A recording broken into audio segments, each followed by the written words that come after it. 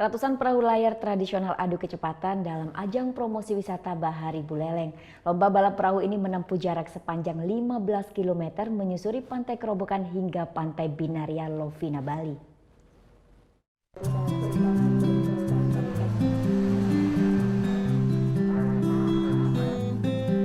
Selasa siang, Pantai Kerobokan dihiasi oleh ratusan perahu layar tradisional milik nelayan. Para nelayan sekabupaten Buleleng ini beradu kecepatan mendayung perahu layar dalam rangka memperingati Hari Kemerdekaan Republik Indonesia ke-71.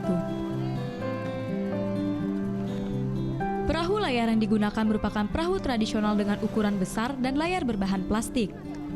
Untuk menjalankan perahu, dibutuhkan kerjasama untuk mendayung dan mengendalikan angin untuk memacu kecepatan perahu. Namun ada yang unik dalam perlombaan ini. Peserta tidak hanya dari nelayan lokal saja, namun wisatawan mancanegara pun tertarik mengikuti lomba perahu dayung ini. Bahkan ia rela membeli perahu layar untuk bisa mengikuti lomba dayung. I have jukung in Sanur, so I come back with my jukung and I make the race with my friend. For me, it's the first race of my life, and I make it in Lovina. For me, bagus.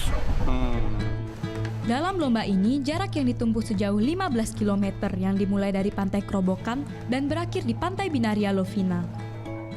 Suasana pantai mendadak indah ketika ratusan layar dibentangkan untuk memacu kecepatan perahu. Lomba dayung perahu digelar Dinas Perikanan dan Kelautan Buleleng untuk memotivasi para nelayan Buleleng sekaligus peringatan Hari Kemerdekaan Republik Indonesia ke-71.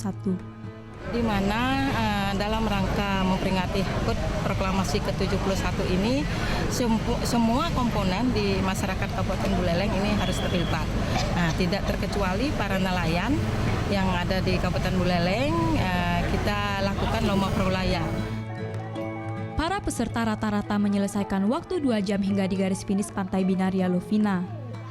Dan kelompok nelayan dari Kali Asem ini yang berhasil sampai di garis finish urutan pertama, lalu disusul oleh perahu-perahu lain. Balapan perahu layar tradisional ini pun menyedot perhatian ribuan masyarakat Buleleng dan wisatawan mancanegara yang berlibur di Bali Utara.